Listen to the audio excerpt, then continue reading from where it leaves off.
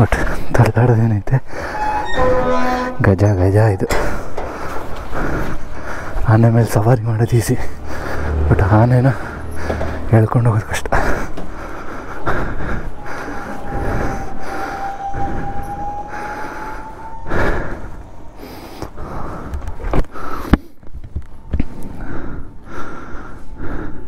ಅವ್ರ ಕಡೆ ಅವ್ರು ಕಷ್ಟಪಡ್ತಾ ಇರ್ತಾರೆ ಡೈಲಿ.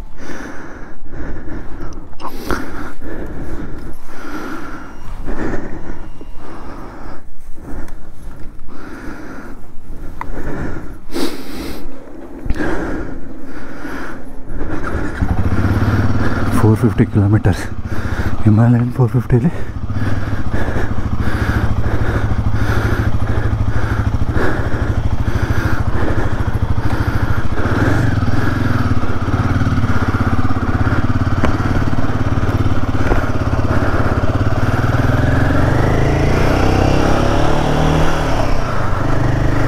$450 ಕಿಲೋಮೀಟರ್ಸ್.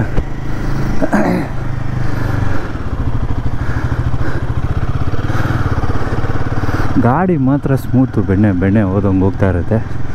ಯಾವ ಅಡೆತಡೆ ಏನಿಲ್ಲ ಈ ಗಾಡಿ.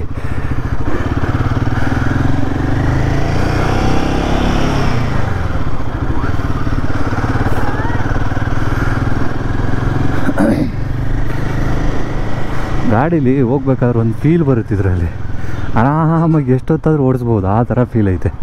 ರಾಯಲ್ ಎನ್ಫೀಲ್ಡ್ ಗಾಡಿಗಳನ್ನ ತೊಗೊಂಡು ಯಾಕೆ ಹಿಂಗೆ ಓಡಾಡ್ತಿರ್ತಾರೆ ಅಂತ ಅಂದ್ಕೊಳ್ವೆ ಫಸ್ಟು. ಈ ಗಾಡಿ ಓಡಿಸಿದ್ಮೇಲೆ ಅನ್ನಿಸ್ತಾ ಇರುತ್ತೆ ನನಗೆ, ಈ ಗಾಡಿ ಹೋದ್ಮೇಲೆ ನಂಗೆ ಅನ್ನಿಸ್ತಾ ಇರೋದು ಇಷ್ಟೇ, ಈ ಗಾಡಿ ಇರೋದೇ ತೊಗೊಂಡು ತಿರ್ಗಾಡೋಕೆ ಗುರು. ಹೊರಗಡೆ ಹೋಗು, ತೊಗೊಂಡು ಚೆನ್ನಾಗಿ ತಿರ್ಗಾಡು. ಲೈಫಲ್ಲಿ ಇನ್ನೇನಿಲ್ಲ, ಇರೋದಿಷ್ಟೇ. ದುಡಿ, ವೀಕೆಂಡ್ ಬರೋ ಗಂಟ ಕಾಯಿ, 2 ದಿವಸ ನಿಂದೆ ಮಾಮ್, ಫುಲ್ ಮಜಾ ತೊಗೊಂಡೋಗು.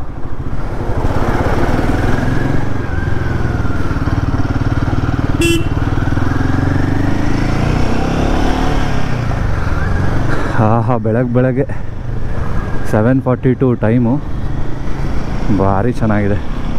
ನಾವಿವಾಗ ಹೋಗ್ತಾ ಇರೋದು ಬಂದು ಡ್ಯಾಮ್ ಇದೆ. ಡ್ಯಾಮ್ ನೇಮ್ ಬಂದು ದಂಡಿಗ್ನಳ್ಳಿ ಡ್ಯಾಮ್ ಅಂತ ಇದೆ. ನಾನು ನೋಡಿಲ್ಲ, ಫಸ್ಟ್ ಟೈಮ್ ನೋಡ್ತಾ ಇರೋದು. ಅಲ್ಲೇ ಈಶಾ ಫೌಂಡೇಶನ್ ಕೂಡ ನಿಯರ್ ಇರುತ್ತೆ. ಹಂಗೆ ಡ್ಯಾಮ್ಗೂ ವಿಸಿಟ್ ಮಾಡಿ ಈಶಾ ಫೌಂಡೇಶನ್ಗೂ ವಿಸಿಟ್ ಮಾಡಿ ಬರೋದಕ್ಕೆ ಸರಿ ಹೋಗುತ್ತೆ ಅಂತ ಹೇಳಿ ಹೊರಟೆ. ಬೇಗನೆ ಹೊರಡಬೇಕು ಅಂತಲೇ ಎದ್ದೆ, ಬಟ್ ಎಲ್ಲ ರೆಡಿ ಆಗೋಷ್ಟೊಳಗಡೆ ಲೇಟ್ ಆಗೋಯ್ತು. So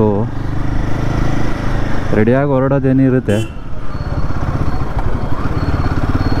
ಹೊರಡೋದು easy. ಬಟ್ ನಾವೇನು ಹೋಗ್ಬೇಕಾದ್ರೆ ಈ ಟೈಮಿಗೆ ಹೊರಡಬೇಕು ಅಂತ ಅನ್ಕೋತೀವಿ, ಆ ಟೈಮಿಗೆ ಹೊರಡೋಕ್ಕಲ್ಲ, ಅದೊಂದು ಪ್ರಾಬ್ಲಮ್ ಇರುತ್ತೆ ನಮಗೆ. ಅದರಲ್ಲೂ ನನಗೆ ಬೇರೆಯವ್ರ ಬಗ್ಗೆ ಹೆಂಗೆ ಅಂತ ಗೊತ್ತಿಲ್ಲ. ಯೂಶ್ವಲಾಗಿ ಸ್ವಲ್ಪ ನಾನು ಸೋಂಬೇರಿ ಇದ್ದೀನಿ.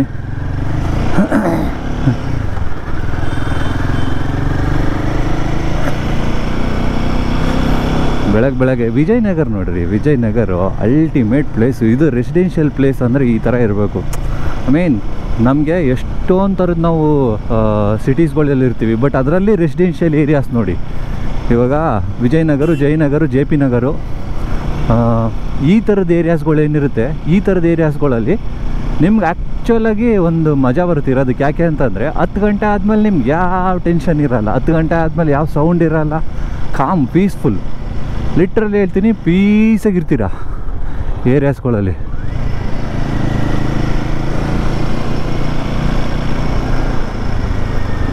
ಟ್ರಾಫಿಕ್ ರಿಲೀಸ್ ಆಯಿತು.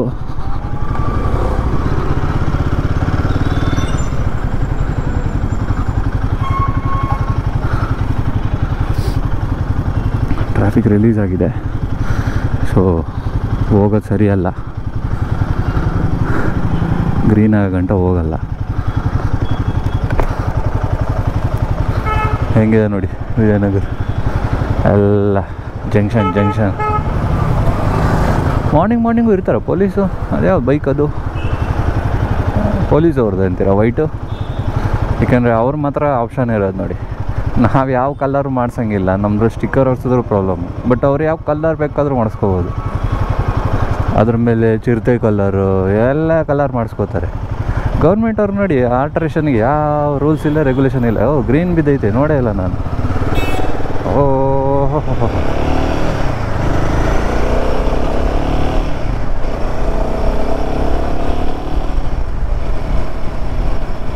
ಹಾ ಹಾ ಹಾ ಹಾ ಹಾ ಹಾ, ಏನು ಮಜಾ, ಏನು ಮಜಾ.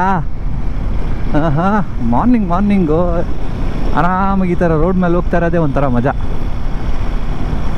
ಅದರಲ್ಲೂ ಇಂಥ ಗಾಡಿ ಮೇಲೆ ಅಲ್ಟಿ ಅಲ್ಟಿ ಅಲ್ಟಿ ಅಲ್ಟಿ.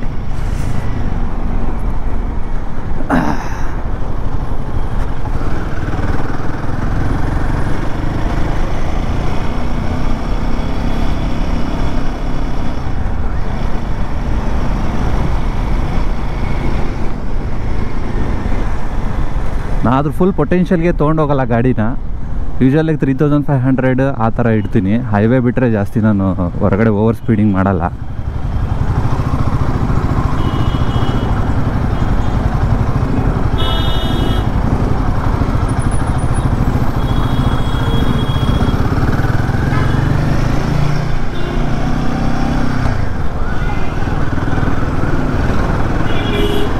ರೀ ಎಲೆಕ್ಟ್ರಿಕ್ ಬೈಕ್ ಹಾಕ್ಕೊಂಡು ಪೊಲೀಸು, ಇದಪ್ಪ ಚೇಂಜ್ ಅಂತ ಅಂದರೆ.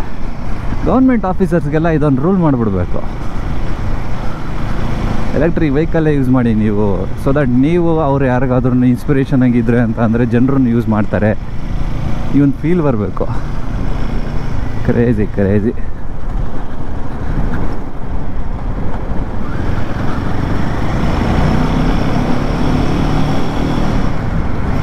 ಈ ಎಲೆಕ್ಟ್ರಿಕ್ ಆಟೋಸ್ಗಳು ಹೇಗಿದ್ದಾವೆ ಅಂತ ನನಗೂ ಗೊತ್ತಿಲ್ಲ ಅಷ್ಟಾಗಿ, ಬಟ್ ಇವಾಗಂತೂ ಸುಮಾರು ನೋಡ್ತಾ ಇದ್ದೀನಿ ನಾನು.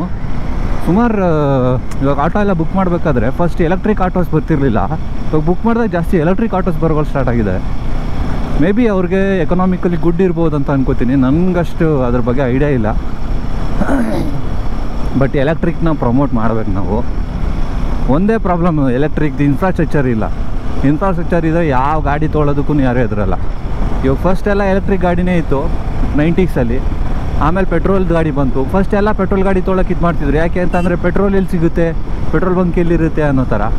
ಬಟ್ ಅದ್ರ ಇನ್ಫ್ರಾಸ್ಟ್ರಕ್ಚರ್ ಡೆವಲಪ್ ಮಾಡಿದ್ಮೇಲೆ ಇವಾಗ ಮತ್ತೆ ಎಲೆಕ್ಟ್ರಿಕ್ ಮೂವ್ ಆಗಬೇಕು ಅಂತ ಅಂದಾಗ ಎಲೆಕ್ಟ್ರಿಕ್ ಗಾಡಿಗಳ್ದು ಅವ್ರಿಗೂ ಅನ್ನಿಸ್ತಿರುತ್ತೆ. ಆಮೇಲೆ ಎಲೆಕ್ಟ್ರಿಕ್ ಗಾಡಿ ಮೇಕರ್ಸ್ ಏನಿರ್ತಾರೆ ಅವ್ರಿಗೆ ಅನ್ನಿಸ್ತಿರ್ತದೆ ಇದು ಸೇಮ್ ಟೈಮ್ ತೊಗೊಳುತ್ತೆ. ಇವಾಗ ಹೇಗೆ ಪೆಟ್ರೋಲ್ ಗಾಡಿಗೆ ಟೈಮ್ ತೊಗೋತೋ ಅದೇ ಥರನೇ ಇದಕ್ಕೂ ಟೈಮ್ ತೊಗೊಳ್ಳೋದಂತ ಅವ್ರಿಗೂ ಅನ್ನಿಸ್ತಿರುತ್ತೆ.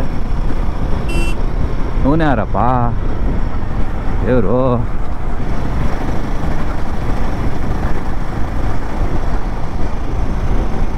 ಗಾಡಿಗೆ ಸೈಡ್ ಕೊಡ್ತಾ ಇದ್ನ. ಓಯ್ ಸಾರಿ ಬಾಸ್, ಸಾರಿ. ವಾವ್, ಪ್ಲೇಸ್ ಚೆನ್ನಾಗಿದೆ ಅಲ್ವಾ?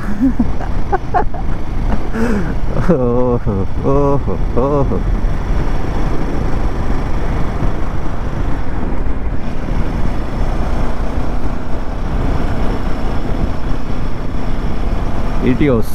ಇಟಿಯೋಸ್ ಏನಿದೆ ಗಾಡಿ, ಒನ್ ಆಫ್ ದ ಫೈನೆಸ್ಟ್ ಗಾಡಿ ಆ ಟೈಮಲ್ಲಿ.